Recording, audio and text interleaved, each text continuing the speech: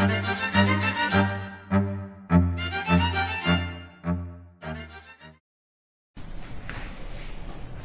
very much, Brother James, and good evening, brothers and sisters and young people. Well, some of you might be thinking, what has this subject tonight got to do with the theme that has been the basis of our studies thus far, that is the redemption of Israel? Well, it has a lot to do with it, as we're going to see, because we're going to have a look at the history of the times of Ahab and Jezebel, and particularly, of course, Omri, his father, of whom we've just read, and see how this is the basis of much that we find in the Apocalypse. We'll see that the roots of the Apocalypse are back here in this record of 1 Kings 16 and 17. Now, all of us, of course, are quite familiar with Elijah the prophet. We read that record of verse 1 of chapter 17. And Elijah the Tishbite bursts onto the scene like a bolt of lightning out of Gilead. And he blasts the idolatry of Ahab and Jezebel. And he says that there will not be dew nor rain these years, but according to my word. And the rest is history. There was a drought for 3.5 years, as we know. I just want you to tuck that one away. Elijah's period of ministry, so to speak, was 3.5 years. Shortly after that, of course, he disappears. He goes to Horeb, finally back to Gilead, we believe, eventually whipped away by the power of the Spirit. That was basically the end of his ministry.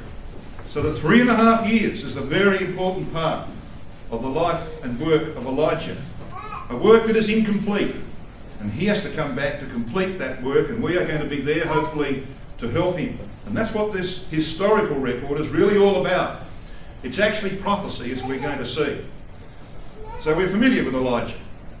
We may not be quite as familiar with the fact that there were 2 Babylonian apostasies in the history of God's people Israel, both northern and southern kingdom. There is, of course, the apostasy of Manasseh in the south, who spent 50 odd years bringing the Babylonian idolatry into the ecclesia and utterly undermining it and ultimately destroying it. It was for his apostasy, of course, that they went into captivity in 587 BC. But Manasseh's Babylonian apostasy was preceded by one in the north, and that was the apostasy of Ahab and Jezebel.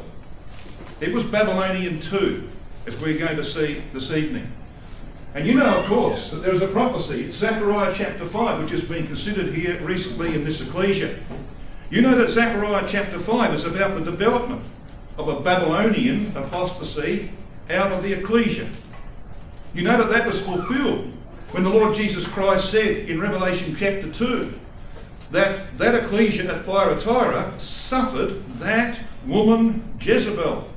And so there were the beginnings of a Babylonian apostasy in the brotherhood. That's what Zechariah 5 is all about. And these 2 women, of course, in Zechariah chapter 5, were none other than Jerusalem and Samaria. Very appropriate, because there were 2 Babylonian apostasies, one in the north, based in Samaria, which, by the way, Omri built, and one in the south, in Jerusalem. When you come to Zechariah 5, and we're not going to go there and talk about it because it's fairly well known here, you see this night vision, the 6th night vision, which is very appropriate, isn't it? The 6th night vision. Well, that is the number of man, and the apostasy that developed, according to this prophecy, brought about the existence of a man whose number is 666. He came out of the brotherhood. We should never, ever forget that fact. The Catholic Church, that system as we know it, came from us, brothers and sisters. And if it could happen in past centuries, it can happen in the present. It was allowed to happen because they suffered that woman Jezebel. And she grew and developed into a multitude who overturned the truth in those 2nd and 3rd centuries after Christ. How did that happen? Well, it happened because the symbology that is used is of an ephah. And an ephah was used in commercial transactions. And it was Judaism's commercialised religion that they brought back with them from Babylon that was the key to the development of that Catholic apostasy out of the Brotherhood. You know, this was the mechanical, commercialised religion with the bank balance, with the two sides to the ledger, that the apostles had to fight against, that Paul spent his whole life contending against and writing epistle after epistle about Judaism. Why would he spend the time? Because he knew where it was going. And it did go that way. Ultimately it developed the Catholic Church out of the ecclesia. So this is a prophecy, isn't it, Zechariah 5, of that very fact. So when we look at what happened back in the days of Ahab and Jezebel, we have the roots of what we see extant today, and which, if we maintain the faith, we are going to be privileged to participate in destroying. That's what is in front of us, if we maintain the faith. So I want to come back now and have a look at the roots of this system that developed in Israel in the times of Omri and Ahab. Let's come to that reading which we had this evening from 1 Kings chapter 16. Now this fellow Omri we probably tend to put in the unimportant category amongst the kings. That is a mistake. That is a serious mistake. He was a very powerful man. We're going to see that the scripture uses a formula. It's the formula of Micah chapter 6 and verse 16. You know what that says? I haven't got time to take you there. I know by history that I can't afford to do that. Otherwise I'll still be here an hour and a half in an hour and a half's time. So we can't do that. But I will read it out to you from my brain. It says this, Micah chapter 6 verse 16. For the statutes of Omri are kept, and all the works of the house of Ahab. And that's a formula which is historical. That comes from Cush and Nimrod, as we're going to see. Cush, the great original prophet of the Babylonian mysteries, was the father of Nimrod, who was the one who put into practice the principles his father had taught him. That formula is followed from Omri and Ahab. The statutes of Omri are kept. What does that mean to you? Well, it means he was a statute maker. He developed a statement of faith. He developed things that then became the basis upon which Ahab ruled. The statutes of Omri are kept, and all the works of the house of Ahab. So he was a very powerful man. He bought the hill from Sheba, and he built the city of Samaria.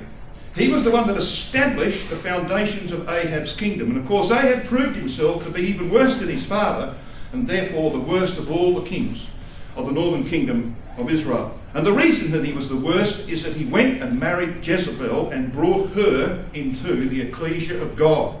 And she brought Baal worship. And Baal worship has its origins, as we're going to see tonight, with Cush and Nimrod. That's where it came from. So immediately you begin to see why God uses this kind of formula in Micah chapter 6 and verse 16. Ahab was the implementer of the ideologies of Omri. Ahab was the builder of Canaanite worship which came from Nimrod. And so the record of 1 Kings 16 verse 31 says this.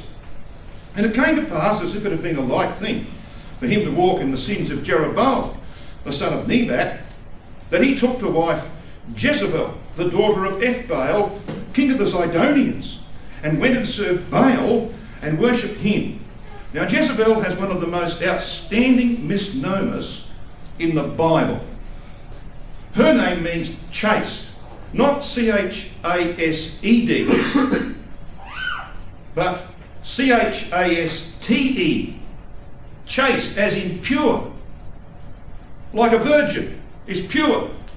Well, isn't that a misnomer for this harlot woman who had at least 400 boyfriends in addition to her husband, at least that, and followed the practices that she learned from a woman called Semiramis. And we're going to talk a bit about Semiramis tonight as well. She was the first mother of harlots in history. Just happened to be the wife of Nimrod. We're going to see what part she plays in this record of the prophecy that lies here in the times of Ahab and Jezebel. You ever wondered why Verse 34 is in 1 Kings chapter 16. Verse 34 says this: In his days did Hiel the Bethelite build Jericho. He laid the foundation thereof in Abiram his firstborn, and set up the gates thereof in his younger son Segub, according to the word of Yahweh which he spake by Joshua the son of Nun. Why does this verse find its place here in the times of Ahab and Jezebel? Ever asked yourself that question? And says God just sort of decided, well, this would be a good place to pop it in. You know, I'll put it in here. And when they do their readings, I come across it and say, well, God just popped it in there. He didn't just pop it in there. He had to put it in there. You know why? Because Ahab was the man who brought Baal worship back into the ecclesia of God. And Baal worship was enshrined in Jericho. And God devoted it to utter destruction. That's why it was devoted to utter destruction. And Joshua made a prophecy about this, didn't he? Joshua chapter 6 and verse 26. You might just want to have that open because we're going to make a bit of a comparison here. Joshua chapter 6 verse 26, we read this: But after the destruction of Jericho, the record tells us in verse 26, and Joshua adjured them at that time. So this is serious business. Cursed be the man before Yahweh that riseth up and buildeth this city Jericho. He shall lay the foundation thereof in his firstborn, and in his younger son shall he set up the gates of it. Now that is the prophecy, and it's fulfilled in the times of Ahab and Jezebel. So Ahab's gone up to the king of the Zidonians. He's got a wife from Baal. Baal means with or near Baal. And Jezebel never left Baal in all of her life. She brought Baal worship from the land of Sidon down into the land of Israel. And she cultivated it assiduously all of her days until horses trampled her to death in Jezreel. Okay, so she was a woman who was always with or near Baal. And Ahab took up her worship. He also pursued it. He promoted it in Israel, and that's why he became the worst king in the history of that people. Why then? Why then does God put this fulfillment of Joshua 6 verse 26 in the record of Ahab and Jezebel? Well, your answer is given in 1 Kings chapter 21. Should have come there. 1 Kings chapter 21. Verses 25 and 26. And this is where Elijah catches up with Ahab in the vineyard of Naboth. You know the story. Verse 25 of 1 Kings 21 says, But there was none like unto Ahab, which did sell himself to work wickedness in the sight of Yahweh, whom Jezebel his wife stirred up. That word stirred, by the way, is the Hebrew word sooth. It means to prick, to stimulate. You know, she was always there behind him. She always had a hat pin. You know, Ahab, here, do this, do this, do this, do this, do this. Prodding him the whole way. Stirring him up to do more and more to promote Baal worship in the land. Then it says this in verse 26, and he did very abominably in following idols, according to all things as did the Amorites. Where were they based in the land?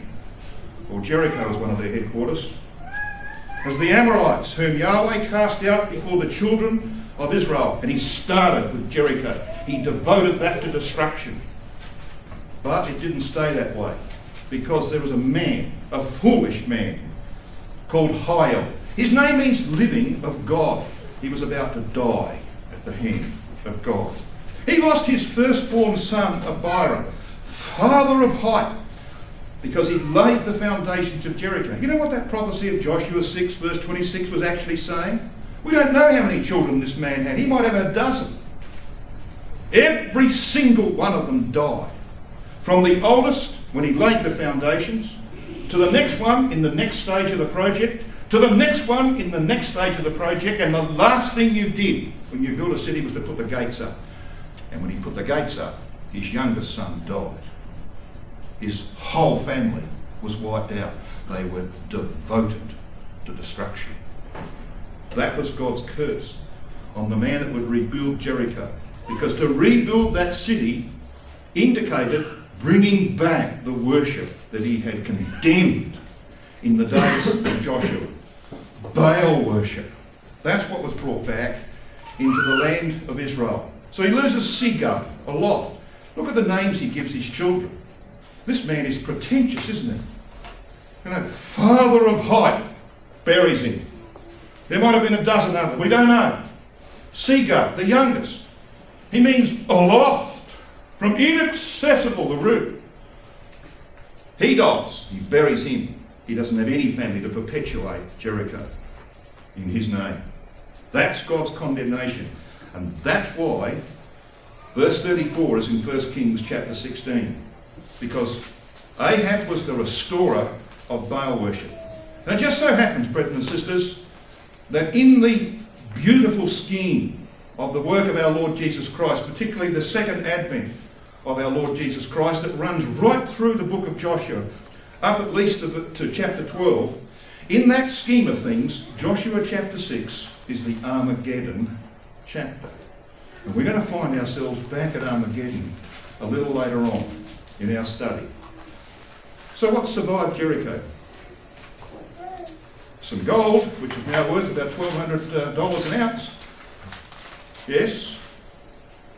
But most importantly, what survived Jericho was a Babylonian priestly garment of one of Semiramis's priests. That's what survived. And that's what's going to survive Armageddon, isn't it? Armageddon will smash the cities of the world. It will break the infrastructure of mankind. It will be the sign of the Son of Man in heaven. But it will not destroy one thing. It will not destroy Babylon the Great. That will remain. It will survive Armageddon. It will have to be destroyed in the following 40 years. So this is the pattern of things, you see. When you look back and you see what God is doing. So let's come back to 1 Kings 16 and 17. Just follow this story through. We've seen in this family line of Omri, who begins a new dynasty. He's the statute maker. Ahab is the rebuilder of Baal worship, the founder of an apostate church in Israel. We've talked about Jezebel, the mother of harlots, and a teacher of Baal worship. That's what Christ says she was doing in Thyatira. So here she is. The apostasy in the times of John is springing up out of the ecclesia, as it sprang up when Ahab brought Jezebel into the ecclesia in ancient times. But of course Jezebel had a daughter. They had a daughter, Ahab and Jezebel, didn't they? And her name was Athaliah. Now she was a wonderful grandmother. She went around on the death of her son Ahaziah, cutting the throats of all her grandchildren. She's the absolute antithesis of my wife. It won't go anywhere because the grandchildren are at home. Absolute antithesis. She cuts the throat of all of her grandchildren, except for one that God preserves. And the house of David survives by the thread of the life of a 6-month-old baby. That's how close God's promises got to being debunked by the work of the daughter of Ahab and Jezebel. I want to show you the pattern. You come to 2 Chronicles chapter 22. 2 Chronicles 22, verses 2 to 4. You recall that formula from Micah chapter 6, verse 16? It's probably an idea to have it written somewhere in 1 Kings 16. And I also write it here in the record of 2 Chronicles chapter 22. Do you remember? The statutes of Omri are kept, and all the works of the house of Ahab. Have a look here, verse 2. When it says here in verse 2, 40 and 2 years old was Ahaziah, I should read 20 and 2 years old. You can make that correction, it's correct. He was 22 years of age. He could not have been 42, because we can work the numbers of the kings out to a certain degree. He was 20 and 2 years old when he began to reign, and he reigned 1 year in Jerusalem. And his mother's name was Athaliah, the daughter of who? You see what it says? The daughter of Omri. She wasn't the daughter of Omri. She was the daughter of Ahab and Jezebel. So why is Omri put there? Why does the grandfather take pride of place? Got to be a reason, and there is. Just read on. I'm going to say this. He also walked in the ways of the house of Ahab, for his mother was his counsellor to do wickedly. Wherefore he did evil in the sight of Yahweh, like the house of Ahab. For they were his counsellors after the death of his father, to his destruction. So there's the formula. The statutes of Omri are kept, and all the works of the house of Ahab. So Athaliah was like Omri was to Ahab. She was the teacher, the counsellor for her son, Ahaziah. And he implemented her ideologies in Israel. Exactly the same formula. Where does that come from? Cush and Nimrod. As we're going to see in a moment, God willing. So what does God do about this? How does Yahweh respond to this challenge to the truth? Deadly challenge it is in that time. Well, he responds by raising up two witnesses. Two witnesses. Just like it is in Revelation chapter 11. There is a political witness and there's a religious witness. So who do you think might be his religious witness? Well, it's Elijah the prophet. And Elijah sweeps in from Gilead. He's the messenger of the covenant, to use the words of Malachi chapter 3 in verse 1. And a religious witness against the apostate church. There shall not be dew nor rain. What do they represent? The word of God. There will not be dew nor rain these years. But according to my word, he is God's religious witness against this Babylonian system that's been established now in Israel by Ahab and Jezebel. I'm going to take you in a moment to Revelation chapter 11. We're going to have a look at this and we'll see that it's based upon this record here in 1 Kings 17 and 18. Who do you think might be the political witness? Well, what about Obadiah that we read of in 1 Kings chapter 18? You know the man that comes out and says to Elijah, he's the right-hand man of Ahab. And he's a faithful Christadelphian. He hates, despises what Ahab and Jezebel stand for, but this is his job. He's the right-hand man. And Ahab says, look, we're desperate. We've got to find some grass for the horses, for the few remaining horses. This is after 3.5 years of drought. And so he takes this man, Obadiah, whose name means the servant of Yahweh, and he takes him out to find some grass. And Obadiah encounters Elijah. And you know the story, don't you? Obadiah says, well, look, I can't go back to it because you'll disappear, Elijah. He says, no, I'm going to meet him today. And the rest, of course, is history. So he is the political witness. He's in the government. He's like the Prime Minister, the right-hand man of Ahab. So you have a religious witness and you have a political witness. Exactly what happens in the history of our brotherhood, persecuted by the Catholic system for 1,260 days, or 42 months, or 3.5 years. You come to Revelation chapter 11.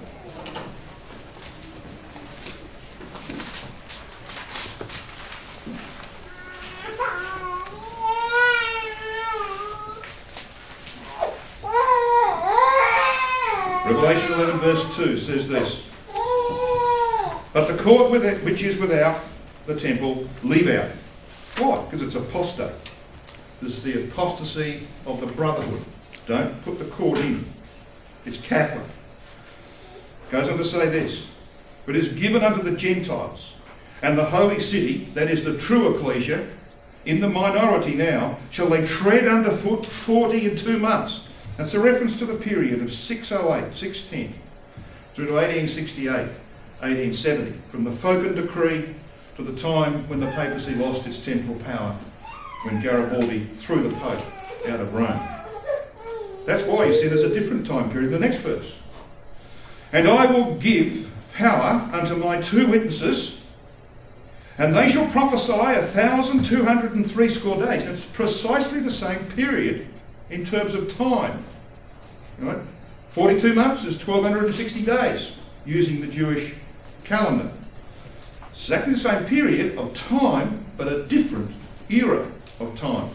This period of 1,260 days is the period from the time when Constantine came to power in 312 AD when he defeated Maxentius at the Battle of Milvian Bridge with the support of the apostate Christian church. And from that day onwards, he gave them their reward. And their reward was that he would support them against their enemies. Who was their enemies? Our brothers and sisters, whom they chased for the next 1260 years until 1572, and the massacre of St. Bartholomew's Day destroyed 100,000 plus Huguenots in France. That's what happened. Persecution for 1260 years, or 3.5 years, as it were. Read on. Verse 5. And if any man will hurt them, fire proceedeth out of their mouth. That's interesting. Starting to use the language of Elijah, isn't it? And devoureth their enemies. And if any man will hurt them, he must in this manner be killed. These have power to shut heaven, that it rain not in the days of their prophecy. What? In the days of their prophecy? How long do these witnesses prophesy?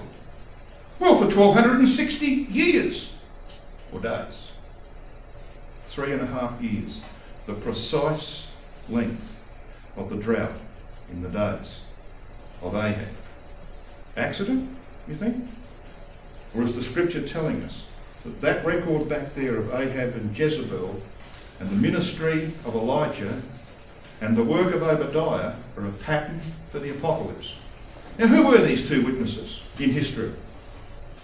Well, they were political and religious resistance to Rome. There were people in the ancient world, when Rome was dominant, who said, we're not going to have Rome to rule over us, particularly when the Roman Catholic Church is in charge. No way in the world. So they opposed Rome, particularly in North Africa. Where did our brethren go to seek refuge? Oh, to North Africa. Because that's where they found some protection from the political witness. And there was a religious witness too. People who said, we don't like Rome's dogmas, we're not going to listen to that. So they resisted Rome. Now they didn't have the truth, but they were Protestants of the time, you might say.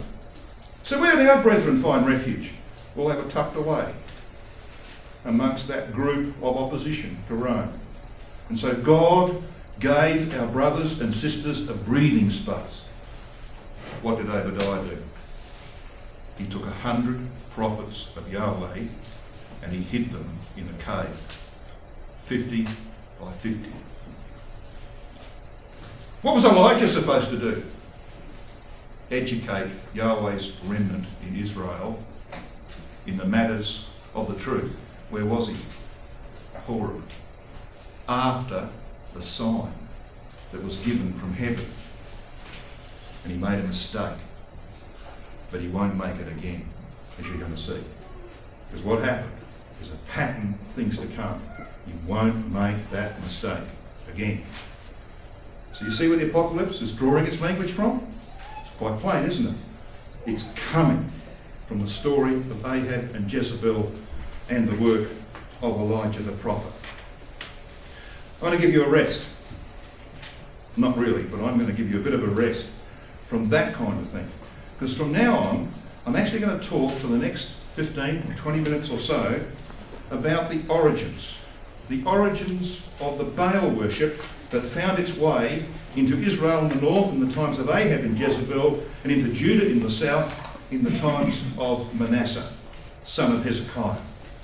We're going to go back and we're going to explore the roots of Baal worship. So this is a bit more like a history lesson, but it's essential to have this information if you're going to make the point I want to make at the end of this talk. So we go right back to the times of Abraham in Ur of the Chaldees. And here we are. This is someone's depiction of Abraham. I'm not sure that he'd be pleased with it, but anyway.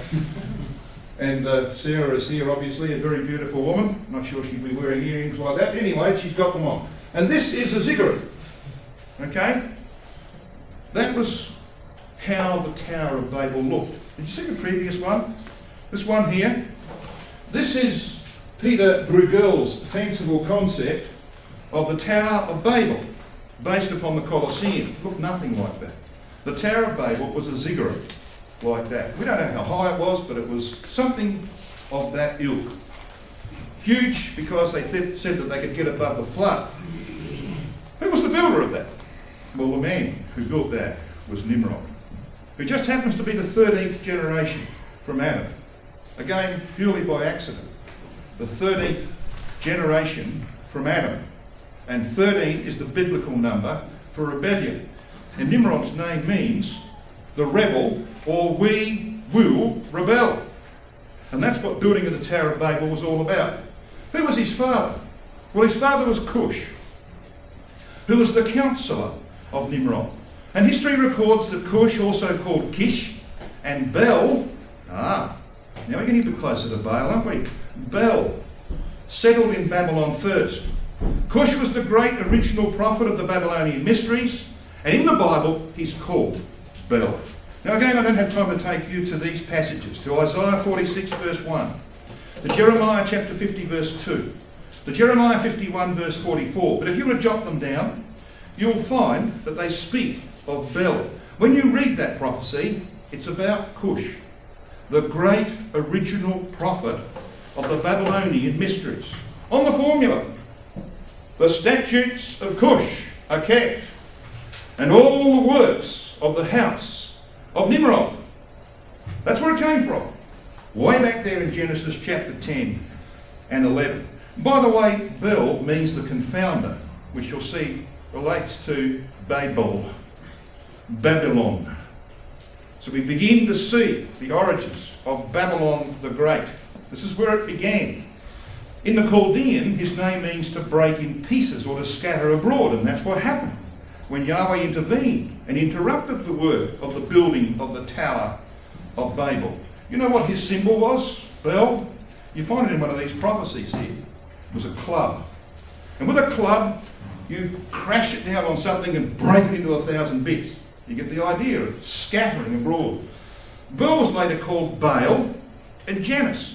So when we read about Baal worship coming into Israel via Zidon, we are reading about the introduction of Cush and Nimrod into the ecclesia of God. And we're going to talk about Janus in a moment as well. It's not a female name, by the way. It's a name of a god. And we get our month January from that particular god. And we're in January now. So we're commemorating the god Janus as we live out this month of January, according to the current calendar that we're using. Now, Cush began the form of false religion that spread throughout Mesopotamia and Canaan on the principle of Micah 6 verse 16. He developed the statutes and Nimrod implemented them.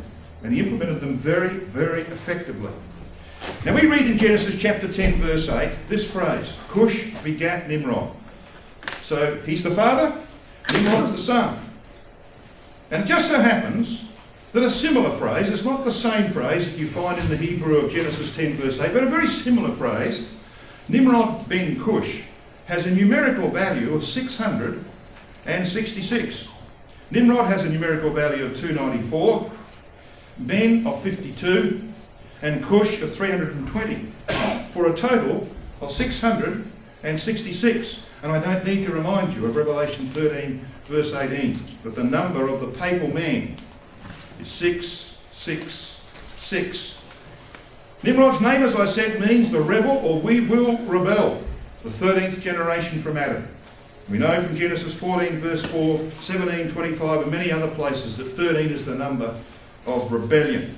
He was the first God King, or God of the earth.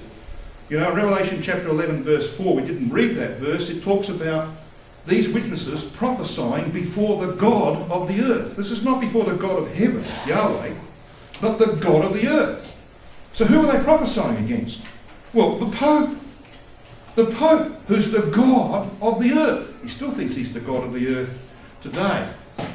He founded the first kingdom on earth, did Nimrod, the kingdom of men, which Christ is about to come and overthrow. And he's called a mighty hunter, a Gibor Sayyid, in the record of Genesis chapter 10. It means a hero of the chase. And this is very important in the establishing of his power. I want you to come back to Genesis chapter 9.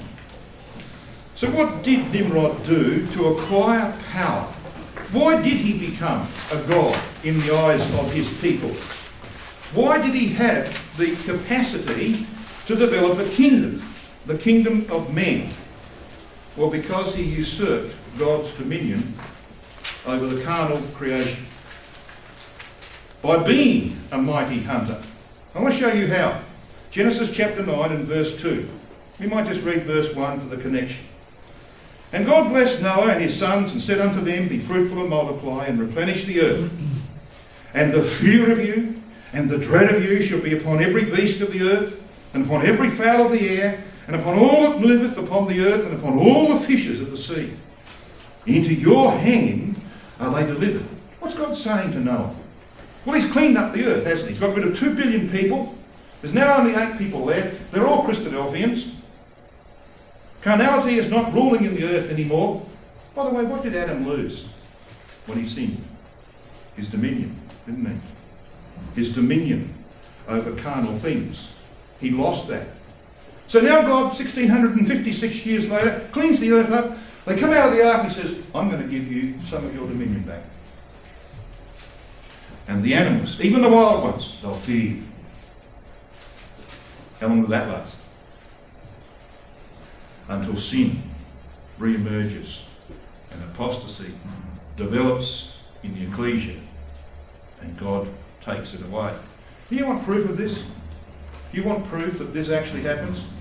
2 Kings chapter 17. You can go there in your own time. I'll tell you what it says.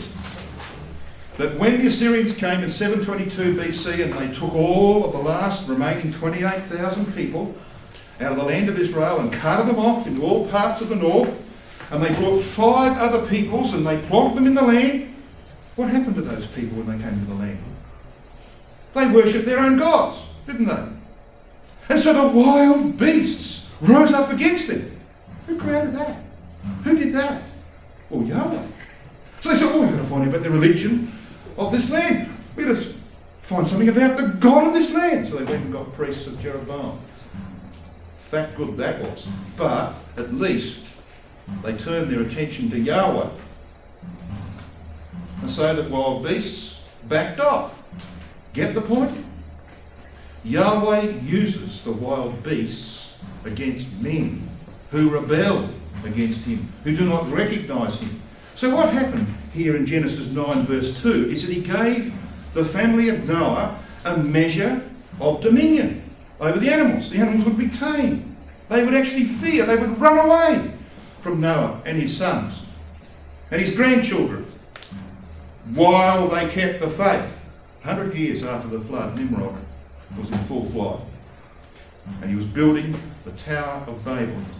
How come? How come he got that power? Well, you see, when sin re-entered the scene and God withdrew that partial dominion from them, the wild beasts arose against them. Who's going to protect them?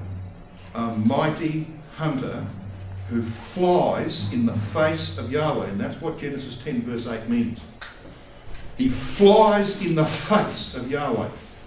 He becomes a usurper of God's dominion. He says to his people, I can kill animals. I'm not afraid of lions and tigers. I can kill them. And so his people said, you're our protector. He builds 2 mega cities with huge walls to keep the animals out. And so the kingdom of men comes into existence. So they worship him as a god. Anyone been to the British Museum in London? Oh, we've got a Londonite. Well, we've got an English brother here. He would have been to the British Museum. You've been to the Assyrian section? What are the walls like? Full of the wallpaper, it's actually stone wallpaper, from the palaces of the Assyrian kings. It's all over that section. You know what every single one of those things depicts? Assyrian kings shooting lions. Lions spread eagle, arrows sticking out of them. What's that all about? Well, where did these Assyrian kings come from? From Nimrod, the mighty hunter before Yahweh, flying in the face. That's how they got their power. That's why men worshipped them, because they could control and suppress the wild beasts that made life so difficult for their people. So God's dominion was usurped by Nimrod, who's the first pope. And I think there's another man who's sitting in a place in Rome today who has usurped God's dominion. You know him too? His name's Benedict XVI. That's where he came from. He's the first pope, right back there at the beginning, 100 years after the flood. So he established a name of blasphemy. Let us build a tower, they said. Let us make us a name. It's exactly what the papacy has done, because this is its roots. This is where it came from. So what is that name of blasphemy today? Well, it's the name of Nimrod. It's the title that Nimrod bore. Pontifex Maximus. You've heard of him before, haven't you? Constantine was a Pontifex Maximus. And the Pope today is a pontiff, isn't he? It's just an abbreviation of Pontifex Maximus. Anyone been to the Vatican? If you go to the Vatican, you'll get sick and tired of seeing PM. That doesn't mean Prime Minister. Alright? Everywhere. I went into the roof, 656 steps. I was hoping it was 666. To the roof. And you go up through, no, you've got to be thin. Get up there at the top, you get out, you look, beautiful view of the Tiber and of all of the papal grounds. And I'll show those to you in a minute. And you look around and there's all these little air things that are coming out of the roof of the Vatican. And every single one of them's got a name of the Pope on it. Starting with PM.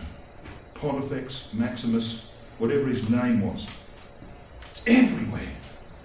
This is on the floor. Did you notice it? Not a bad floor, actually, is it? See this? Pont. Pont. Max. Pontifex Maximus. It's the title of Nimrod. So where do we get Pontiff from? The Pope is acknowledged as the Pontifex Maximus of the Roman Church.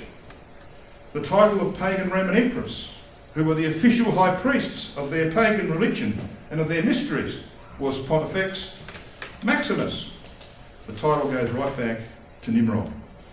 And the supreme pontiff of paganism bore the Chaldean title Peter. Little wonder they chose Peter as their first pope. You know that? It's called Peter in Chaldean. He was the interpreter of the mysteries.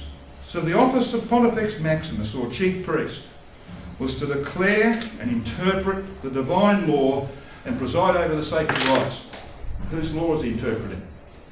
Divine law? Whose principles is he pushing?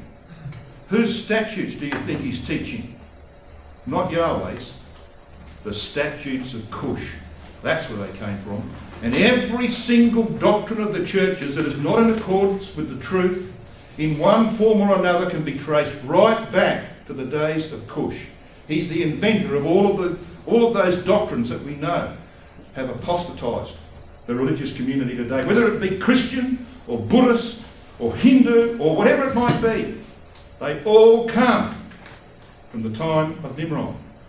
I'm going to read 2 Babylons to find that out. So what about this Janus? The Roman version of Nimrod. Well, he was the god of doors and of gateways. That's why we have janitors.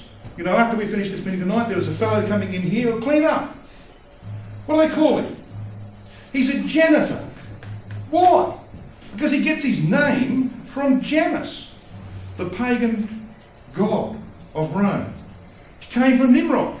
Okay? Cush and Nimrod. Hence, as I said, we get our month January. I just happen to be born in January, but I'm hoping I've got no relationship to Janus at all. Now, his temple, the temples of Janus, faced east and west for the beginning and the ending of the day. You know, we just had Christmas, the summer or winter solstice here, and there's the summer solstice, okay? Where the sun, the old sun dies and the new sun is born. That all comes from Nimrod and from his son Tammuz. So this statue that you're going to see in a moment was placed in this temple of Janus that faced east and west. This statue with its 2 faces were gazing in those 2 directions, east and west.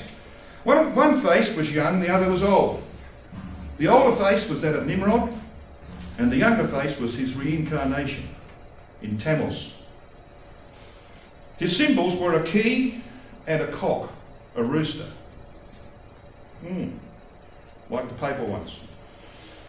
And the cardinals of today, from the Latin cardo, which means hinges, are based on the practices of this god Janus, the god of doors and gateways. You know where they came from, cardinals?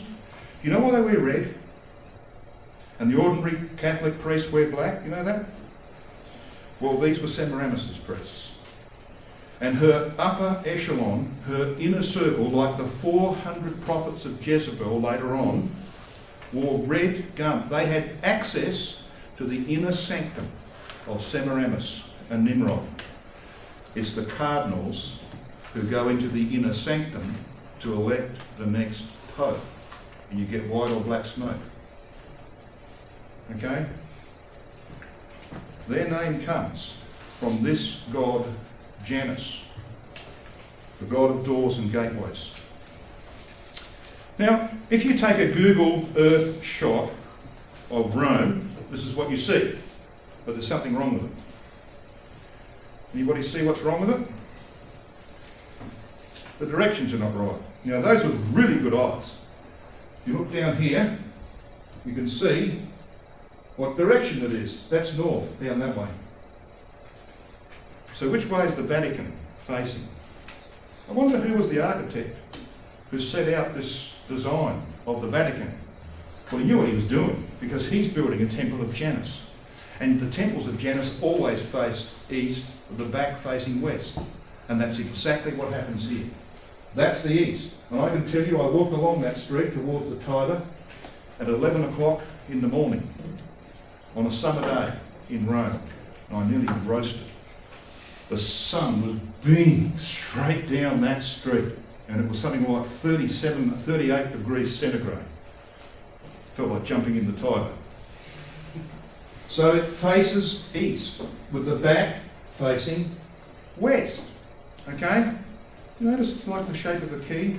Did you notice that? What were Janus' symbols? A key and a cock. And there he is.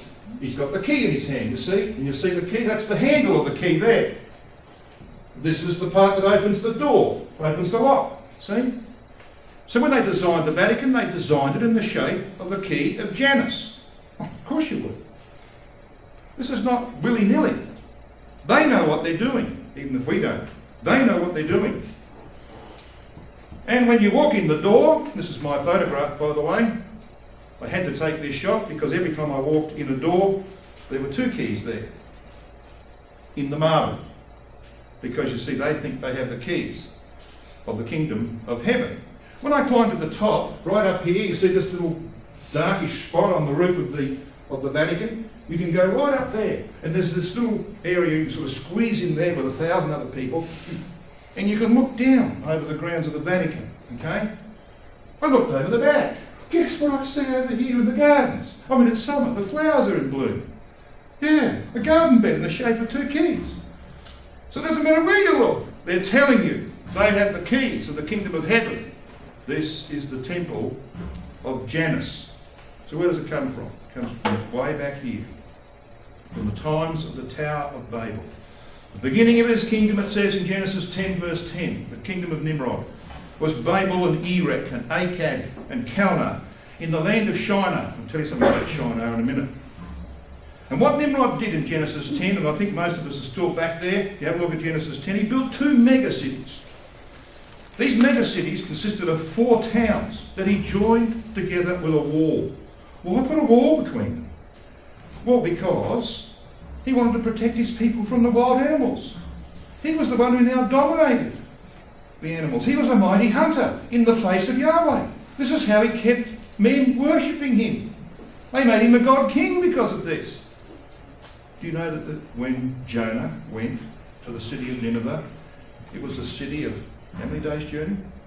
3 days' journey. That's 60 miles or 100 kilometres for the younger ones amongst us. Hey? A city 100 kilometres? You got one in Canada like that? No. But if you were to join, how far is Saskatoon away? 100k? I don't know. But if you joined Saskatoon and North Battleford with a wall and then picked another town somewhere out, another, 100 k's away, and joined that one with a wall and brought it right around, 4 square, you have a city of 3 days' journey. Okay? That's what it means in Jonah. So he built mega cities like that to protect his people so that he could keep his godship and his kingdom, which he had established. Now we're told what these were. There was Babel, Erech, Akkad and Calneh. You see I've highlighted Erech. I'll say a bit more about that in a second. And Nineveh, Rehoboth, Calah and Rezin. But I just want you to come and have a look at Genesis 10 and verse 11. Because this is sometimes misunderstood. Verse 11 of Genesis 10 says this: Out of that land went forth Asher, and builded Nineveh, and the city Rehoboth and Calah, and Rezin between Nineveh and Calah. The same is a great city, because it had the walls joining these 4 towns. Now, who's the builder of this second set of mega cities? Well, it's Nimrod. The translation there of the AV is not very good. The margin is better. When it says, out of that land, that is out of Babylon, Shinar, he went forth into Assyria. And it's, of course, where Nineveh is built, isn't it? In the land of Assyria. So it's Nimrod who goes forth and builds in the land of Assyria this second set of 4 cities joined together. So then, the earliest Babylonian kings bore the title 4 races. See? That was one of the titles given to them. And so when God decided that he would call Abram from the heart of Nimrodian apostasy, what did he do? He called him to begin the process of unwinding the rebellion of Nimrod and to take his dominion back. That's why God called Abraham. That's why the record of Genesis 11 and 12 is so close to Genesis 10. And when he called him, he developed from him Israel. And the nation of Israel was marked by 4 mothers for the 12 sons of Jacob. The 4 square encampment. The 4 standards of Israel. The perfect cube, most holy place. You can go on and on. Why did God do that? Well, he's going to unwind what Nimrod did. He's going to start with one man. He says that in Isaiah 51 verse 1. I called him alone. Start with one man, and ultimately, by the time I'm finished, it will take me 7,000 years, I will undo everything that Nimrod has done, and I will destroy the kingdom of men. That's what God said. So you see, there's a pattern in all of this. So one of the cities that he built was this city, Erech. And the commentary on this matter by Bryce Self says this: it was in Mesopotamia that the first cities were built after the flood, and the first of these was quite naturally named after the very first city built by man before the flood, the city that Esau built, called Enoch, after the name of his son. Due to vagaries of linguistic permutation, this name has come down to us as Erech or Uruk in the Sumerian language, not Sumerian language, Sumerian. Okay? So when Nimrod establishes one of these towns, he's rebuilding a relic. You know, they're not unknown for relics, are they? This Babylonian people. He rebuilds a relic, the city that Cain had built previously, prior to the flood. Okay, so let's bring this down to our time. What are the European nations doing today? Well, they're rebuilding the Tower of Babel, aren't they? Well, they think they are. You've all seen this poster, haven't you? This poster of using Peter Bruegel's painting of the Tower of Babel. Many tongues, one voice. That's what they think Europe is. Spitting in the face of God, because he came down with his angels and he confused their tongues and said, that will stop you. They're now saying, you ain't going to stop us. Europe, many tongues. I don't care about the language problem. One voice. Genesis 11 verse 1 says they all had one lip. One lip, one voice. And God confused their language. So when they designed the new white elephant in Strasbourg, which is used once a month or once every 6 weeks, and it cost them squillions to get the people from Brussels to here for a couple of sessions in this brand spanking new parliamentary building for the EU. What design did they use? You can see, can't you? There's Bruegel's painting of the Tower of Babel, and that's why they've left this stuff on the top. Not unfinished. This is a finished building. It's designed on the Tower of Babel. So when the European nations convene there, talk about the uniting of Europe, many tongues, one voice, they meet in a building that is based on the Tower of Babel. Is that all they've done? No. Because you see, in the early 1990s, they had towering ambitions, as this newspaper article said. You see this building here, this is the Berlaymont building. Now this is the headquarters, was the headquarters, still is effectively the headquarters of the European Union. You notice it's in the shape of a cross. That's no mistake. You'll also notice it's a crooked cross, which is very appropriate. This is the building in the shape of a cross, because the Catholic Church underwrote the EEC, as it was once known, the Common Market, as it was known before that, in 1956, when 6 nations met in Rome to form the Common Market. They eventually built this building in the shape of a cross for that reason. They had designs. You see, that's the Berlaymont building there, that's the one that you see there. This little one down here. They had designs of building a tower 1 kilometre high, and you'll be able to see things 120 kilometres away from the top of that tower. You know, it never got built because it would cost literally squillions, and they didn't have it. But that was their ambition. So you see, we're actually watching the rebuilding of the Tower of Babel, the refurbishing of the kingdom of men. And at the head of that very shortly will be Nimrod. Oh, he might be called Benedict XVI, or John the 24th, or John Paul III. We don't know. He might even be a black man, because the first pope was a black man, Nimrod. We don't know. But we're watching the rebuilding of it. Guess who's going to destroy it? Elijah, with you and me, and Israel returning to the land. Just like we considered the other night. That's going to destroy it. So this is very relevant, isn't it? To what we're about to see happen in the earth. So there's our building, based on the Tower of Babel. That's the best they can do. Couldn't build this one, satisfied with that one. And this is the system behind it all. Great Babylon. With this woman sitting aside a scarlet-coloured beast in Revelation chapter 17, verses 1 to 3. She's in a wilderness, the wilderness of the peoples, the waters which thou sawest, where the horse sitteth, are peoples, and multitudes, and nations, and tongues. That's through that wilderness that Elijah is going to bring all of the Jews from every nation on earth, and they're going to bring judgment upon that system, upon Babylon the Great, and Nimrod is going to breathe his last breath.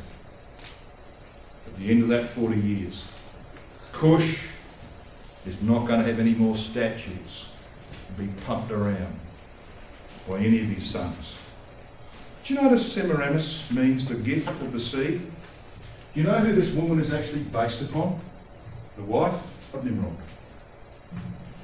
Her name, Semiramis, means the gift of the sea. People think that it was Nebuchadnezzar who built one of the wonders of the ancient world, the Hanging Gardens. Forget it. He just refurbished it for his Persian wife. It was Semiramis who built that. She built the Hanging Gardens.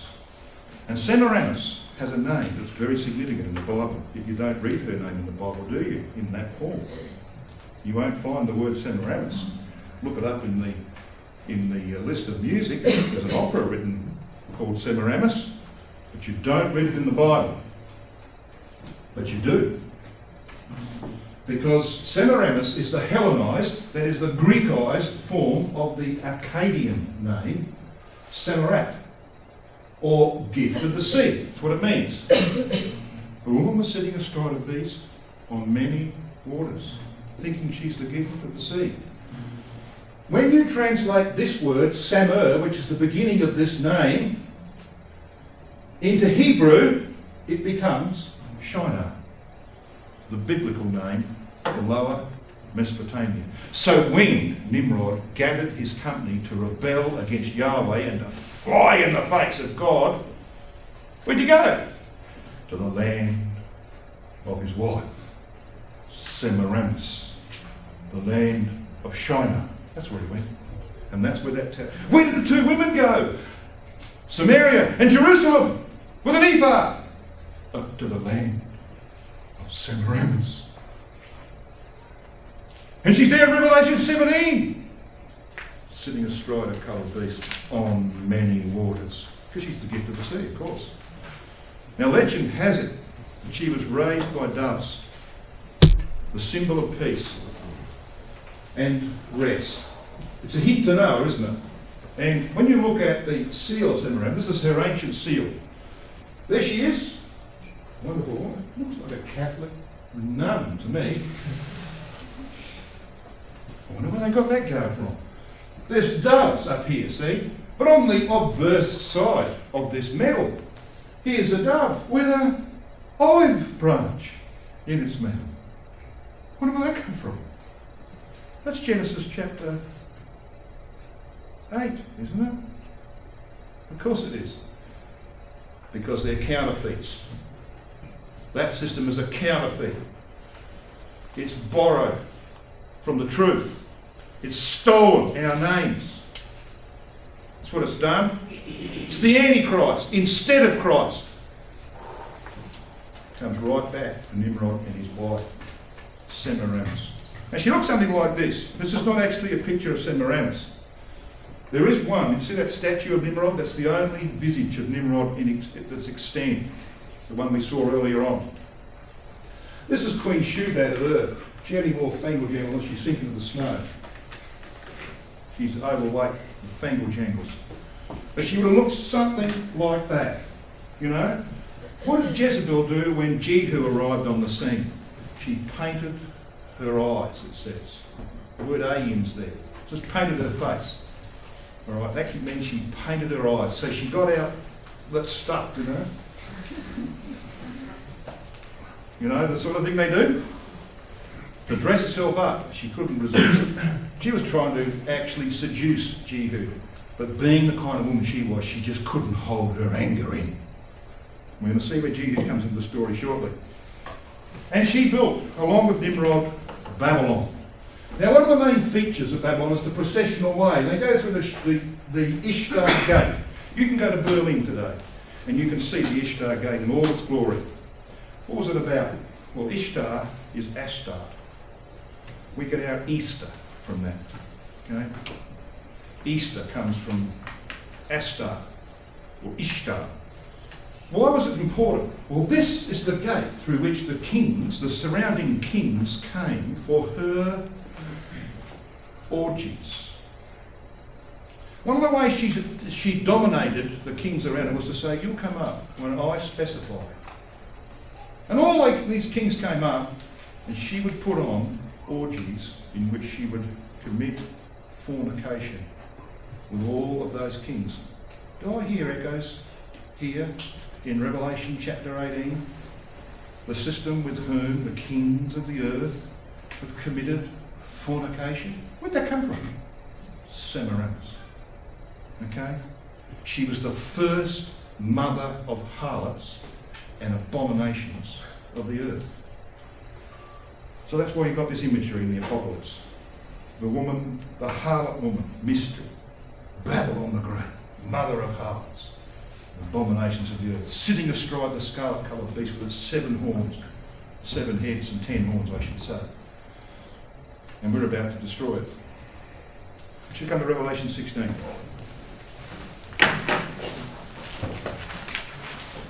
I'm nearly done, and looking at the clock, I need to be nearly done. Just give me a short while. If you want to go home, you can go home now. I want to go on another 10 minutes. We need to finish the story. Revelation 16, verses 18 to 20.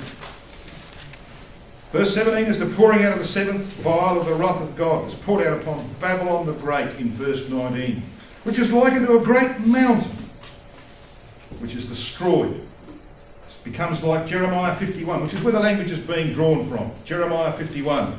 It's a burning mountain. It's the mountain of Zechariah chapter 4, verse 7, which stands before Zerubbabel, Christ as king. Got to destroy it. Got to be removed. It's the mount of Esau of Obadiah, verse 21. When Satan has come up upon Mount Zion and destroyed the mount, the government of Esau, same mountain. It's the system of Babylon the Great. So how's it destroyed? Have a look here at verse 19. And the great city was divided into three parts. And the cities of the nations fell, and great Babylon came in remembrance before God, to give unto her the fierceness of the cup of his wrath. This is a probable reference to the three mouths of verse 13 of Revelation chapter 16. Because the three unclean spirits, like frogs, that are doing so much damage to our brotherhood today, incredible damage, came out of three mouths. The mouth of the dragon, the mouth of the beast, and the mouth of the false prophet. And this infers the order in which they will be destroyed. The dragons first. That's the power in control of Constantinople, and Russia will become that power very shortly. When they come down upon the land, they're destroyed in the land of Israel. They're the first to go. The second is the beast.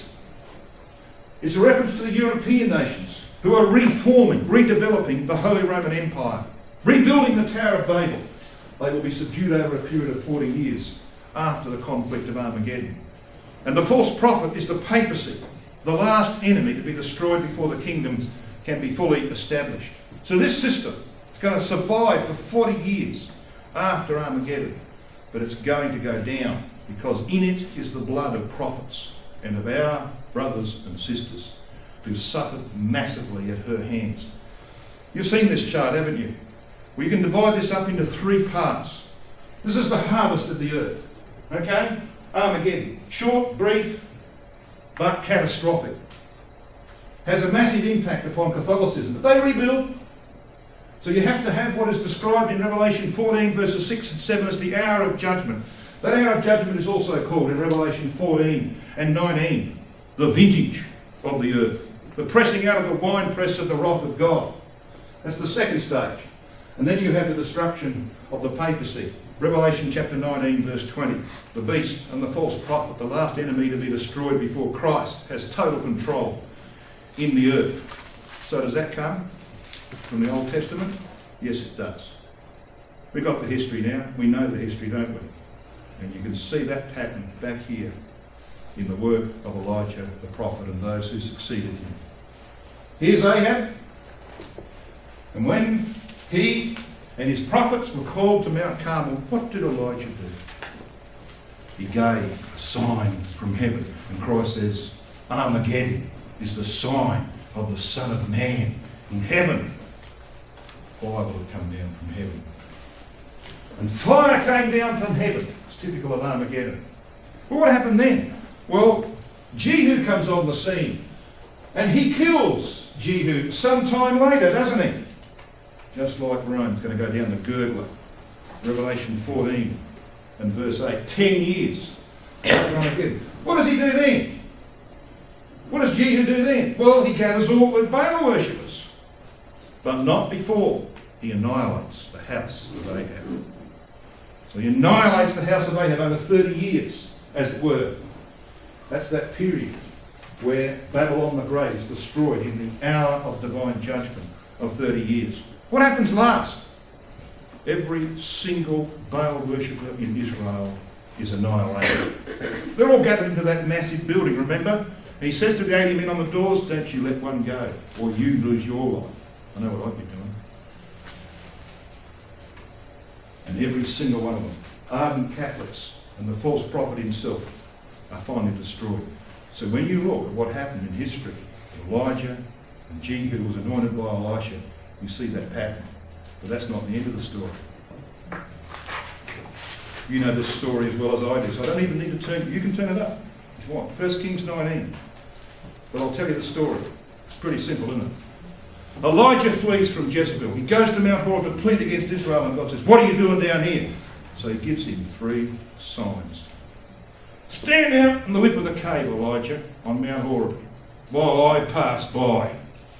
And wind, earthquake, and fire pass by." And finally, when all the noise has subsided, Elijah, who's now in the back of the cave because he's retreated in fear, hears the voice of a gentle whisper, and he re-emerges. What does God tell him to do then? He says, "You go back.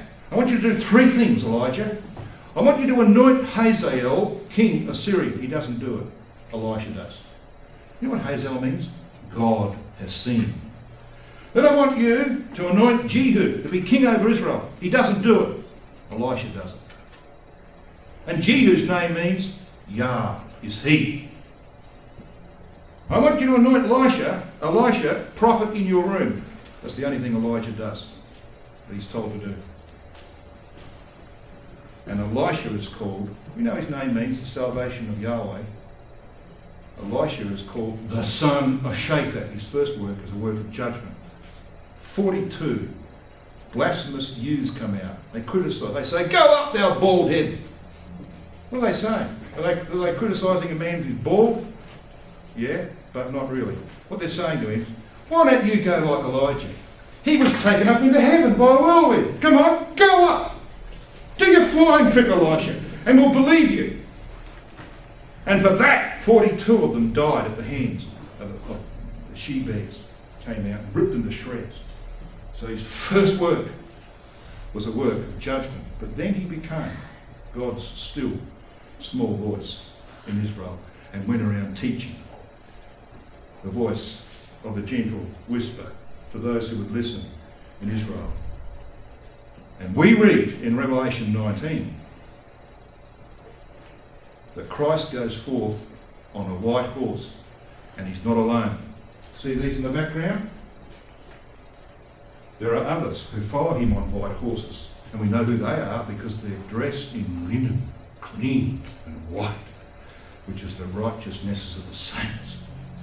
That's you and me. White horse. Because we're going to trample Jezebel. And how did she die? Jehu comes in with his chariots into Jezreel, and he says, "Who's on my side?" A couple of eunuchs look out. "Throw her down!" And they grab hold of this woman. Now you think she would have said to her, "Just make sure you get me under the arms so that I go down neatly." All right? Do you reckon she said that? She was scratching at their faces. She was scrabbling and hanging on. And they had to grab her and manhandle her and get her up to the windowsill and push her out.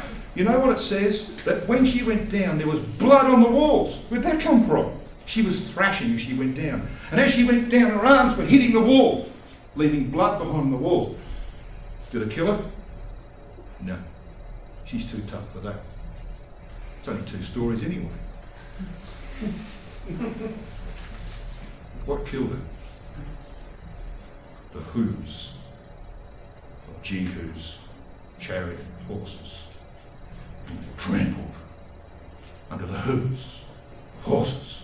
It's exactly how the system of Babylon the Great will be destroyed on your horse, and your horse, and my horse, as it were. You know the horses? Israel. Being brought back to the land. Isaiah 63, verse 13. Got to be quick. Here they are. Hazael, Jehu, and Elisha. Latter-day counterpart. Dragon judged. Go. Destroyed in the land. Beast judged. Earthquake. The political earthquake that Jehu brought to Israel. You know what it says in Revelation 16, verse 18? And there was a great earthquake. Not literal earthquake. That's quite a bit before Zechariah 14. This is a political earthquake. It's the third and last earthquake of the apocalypse. Political earthquake. And Babylon the Great comes in remembrance. Jehu brought a political earthquake to Israel. And the false prophet, destroyed by he who is the salvation of Yahweh and who will become God's voice in the earth to everyone that is left of the nations. And he shall come down like rain upon the mown grass, and he shall speak peace unto the nations. And his dominion, Nimrod's lost his dominion shall be from sea to sea, and from the river to the ends of the earth.